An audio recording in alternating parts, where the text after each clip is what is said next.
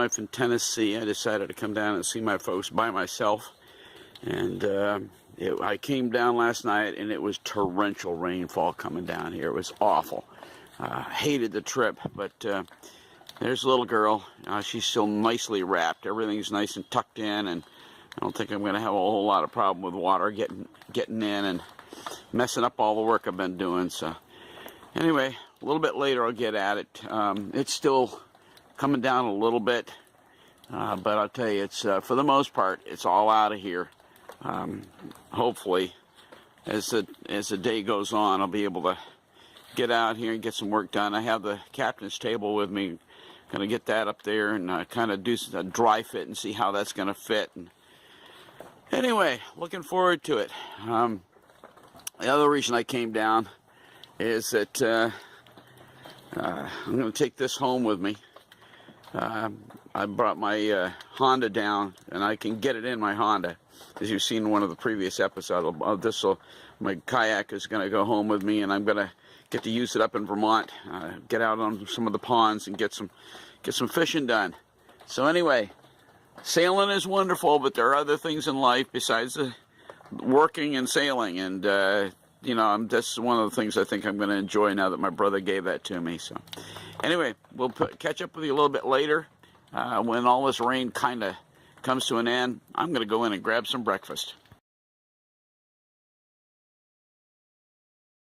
Blinding up here, but thankfully the sun is out. It's getting into springtime. I love it, and my battery's coming up. It's the first time I've been able to do that in a while. Anyway, I set up my table this morning. I took a couple of pictures, but I'm going to do a little run through right now. The other thing I've got going, I'm letting it dry, is I took a buffing compound to the side of the boat, just wanting to see how much I can bring back the original finish on the hull without having to do a repaint. And anyway, let me get turned around here. Okay, so what I've done, you see it right here. I drilled 2 holes. Gotta get it back out of the sun here. Drilled 2 holes just for now. And I got 2 pieces of just plain old pine kind of screwed up in there. Obviously, what I'm going to have to put on there is a piece of mahogany. It's got to be considerably wider because the table's got to land on it securely and kind of hitch down into it. That I have yet to figure out. But in the meantime, let's see if I can do this. No, you know, I'll tell you what. We're going to blank for a moment, and we'll be right back. And we're back. So anyway, here it is. You can see, I don't know if you can see, it's too stinking bright in here. Anyway, it just comes out really nice. Anyway, it sits perfectly. I was just sitting at this a few minutes ago. My brother took a picture of me. Let me see if I can squeeze in here without upsetting the table. Yay, I can do that. Cool. Okay, I'm sitting at the table now. And it's perfect height. I love it. I love it. Anyway, so I just got to work out the details of how to anchor this securely at the back here at the yeah, my brain is on fry. Anyway, the table lay is going to work out great. I've got to just figure out, I was going to do a simple mortise and tenon, and that's what it's cut for at the moment, but I may do something different. My brother's kind of encouraged me to do some sort of a hinge on it, so we'll see. But in the meantime, boy, this came out really great. I mean, it's just absolutely perfect height for sitting at, having a meal here. I even have my cups that I brought down. I reconnoitered these from the house. I love these cups, you know, with a nice blue on them for the. These are official little girl cups from here on out. So anyway, boy, it's just going to be awesome. And the cool thing is I can squeeze in and out, you know, by the side of this and actually get right back out into the cabin and do whatever I need to do. So, all right, that's it for now. My next step here is, again, this is all logistics. It's trying to figure out the exact way that I'm going to attach a shelf that comes out, and obviously I'm going to have it a good bit longer than this. I need it to come out at least an inch or maybe an inch and a quarter past the entryway here. And with that in mind, the screw's got to be way back up underneath here, and it actually goes up into this column that's part of the entrance. And so anyway, with that in mind, I've got to take measurements. I've got to do some very careful figuring, and all this is going to be produced and worked on back up at the house, and then brought down and have a final put together down here on the boat next time around. But I love this table. It's just going to be excellent to have and enjoy here. Have a meal aboard the little girl while we're underway. Well, not underway. Probably not underway, but certainly have a meal aboard a little girl when we're anchored and enjoying a little bit of on the hook time. So anyway, I hope you enjoyed this. We'll come back and do more stuff a little bit later. I think now I'm going to go check and see if they compound that I put on the side of the boat, if it's cutting all that incredible long set-in haze that's part of the boat's finish. Because if we can do this and cut the haze and then wax it out, I think that's what we're going to do for this year, is at least top side. I've already got fresh bottom paint to go bottom side. So anyway, a little more on this later, and we'll get back to this.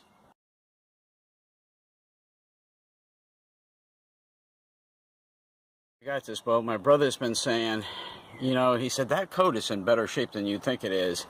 And he said, you know, try just waxing it. Well, I just did compound and wax. Okay. Matter of fact, I'm going to go over on the other side. There's too much light over here.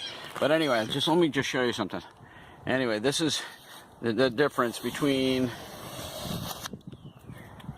Can you see that? Man, I can't even see it myself. Anyway, so there's the difference between once the old finish has been compounded and waxed versus how it is now. Anyway, yeah, it's I think we're pretty good. The whole point is, I think what we're going to do for this year only, just for this year, is to go ahead and compound the whole upper hull, and then go ahead and put wax on it. My brother waxes his every year. He's got Imron on his boat. This is a very old, but you know, after getting all that haze off that comes from years of oxidation, boy, it does make a difference. So let's just see how this goes. This might just work just for this year anyway. So what do you think? Give me your ideas. Throw it out at me when you see this video. Boy, I'm thinking that this is looking pretty good. Commitment not to be doing just pretty stuff. This has got to be done before we put bottom paint on.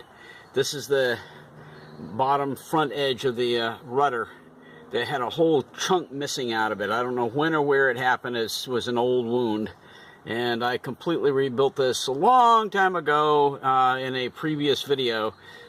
Just completely rebuilt this whole bottom front corner to the rudder. So anyway, what I'm going to do, that's going to be coated. This is gel coat right here. And obviously when I went to trying to get it raw fiberglass to rebuild everything, I had to sand off some of the gel coat to get to the glass. So anyway, what I've done here, I've already roughed it up with some sandpaper. I can see I need to do a little bit more. But anyway, we'll get that all finished up, roughed up with some sandpaper. And then instead of gel coat, because I don't have any right now, I've done a little research online, and this is the stuff. Good old Marine Tex. And I do have a bunch left over from when I did the repairs on the combing blocks. Did a lot of work on the combing blocks with that stuff.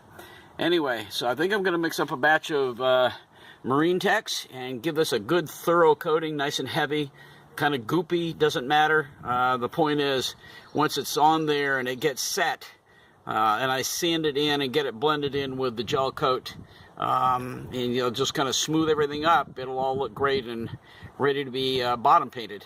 So I just didn't want to leave this fresh fiberglass that I had rebuilt here without some regular protection besides bottom paint. I wanted to go ahead and coat it, so that's why I'm going to put the Marine Tex on it, and then go with the bottom paint. How fast it comes back to you. When you've worked with Marine Tex before, there's a certain feel to the proportion. It's 1 to 5, by the way, proportionately. 5 parts of the Marine Tex to 1 part of the hardener. But anyway, I put that stuff down on a little piece of plywood and started mixing, and I had it dead on the first time. And boy, it's just perfect consistency. And all this, it looks kind of goopy. It don't matter. It's all completely covered. Every single place that is brand new fiberglass where I rebuilt that is now completely covered in Marine Tex. And the beauty of it is this stuff sands beautifully. And once it's hardened, it's like iron as far as go around this side. It's like iron as far as its durability is concerned. It's just there. And this is completely coated everywhere. Like I said, that there was new glass done. It's all done. And anyway, let it harden up, let it set, come back with some sandpaper later, clean it all up, and it'll be ready for some bottom paint. Ready to go.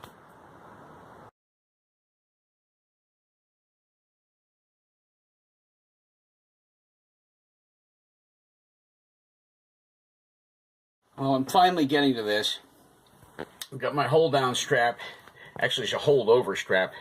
And this is all that Meranti mahogany stuff. And it's very tightly pinches this in place. And everything is in. Hose clamps are in. This is obviously for the bilge pump drainage. And brand new whale purge valve, one-way valve. Anyway, that's all done. Now I'm going to just figure out one thing. By the way, this is all functional, as I'm just about to show you here. And I've showed this in another video too. Okay, that's the override switch. Okay, works like a charm. Okay, so the deal is, now I'm going to just try to figure out, as I mentioned in another video, how to do the spaghetti thing. And I realized as I got all this hitched up that all this is working, but in order for this thing to work on automatic, in other words, if water started coming up in the bilge area, this has got to have a ring here going into your 12 volt, your hot side.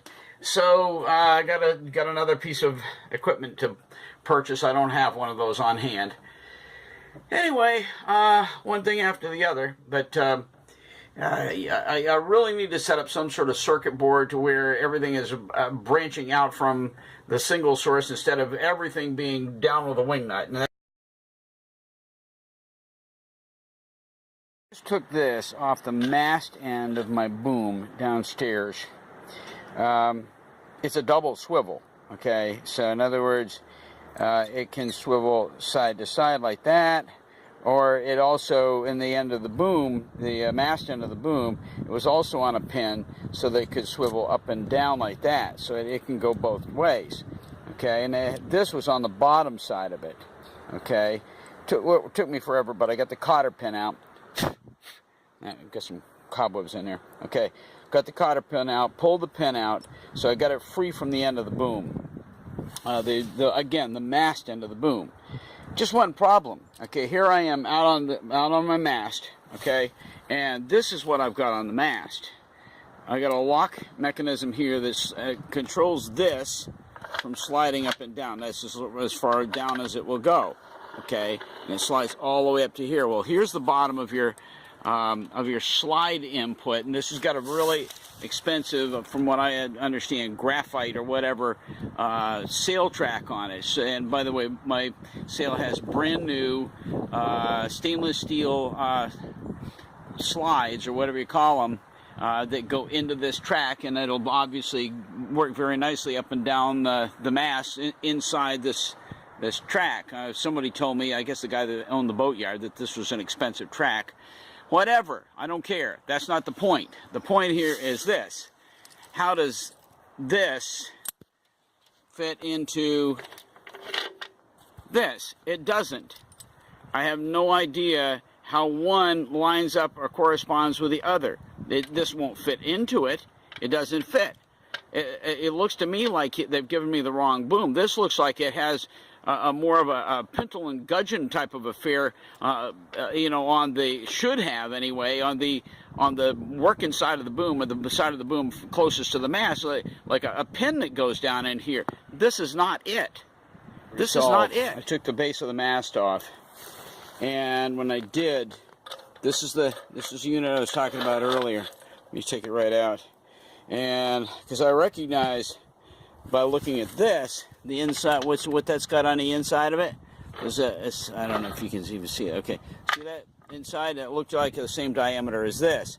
Okay, so this does indeed slide up into the old track. Okay, which would make sense, which would mean that would become the base to the boom. That's the the mounting for the boom. They've done something different here, and I don't know why they did this. It doesn't make sense. They have a turn knob here to block anything from dropping any further, but it looks like they had a different boom with a pintle and gudgeon type of a setup, that it would sit in this, and this moves. But see, this fits in the track just perfectly, you know, just like you would expect it to. So I'm thinking I'm just going to do away with this, and I don't know why it's there. If anybody's got an answer to this, and you guys out on Seafair, if you got an answer to this, let me know. What's really weird about this is that, okay, here, let me get this. This is my tie-down rope here. Okay, here's you got to take this off, and here's where your slides go in for the sail. Okay, here's where the slides go in for the sail. Okay, now I want you to see something. Here's the knob that holds everything from going any lower than that. And look at this. This thing has got all this travel. It's at least a foot of space between that knob and the bottom of where your slides go in for the on the track for the sail. So it just doesn't make sense. And meanwhile, this is on the boom, but not at all connected in any way with the mast. I'm just perplexed. And so what I'm tempted to do here, is just remove all this stuff, put this in, slide it up here near the base where it should be, and I'll check my stats as to where this should be sitting. But anyway, slide it all the way up here, pin it in place. You maybe use this thumb screw that is supposed to hold everything in place, and that will be where the boom sits, right there. Okay, and I don't know.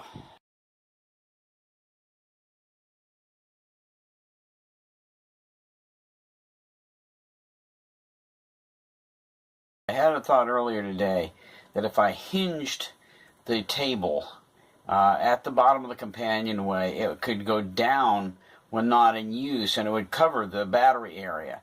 Just one problem with that is figuring out how to hinge it from the bottom of the companionway.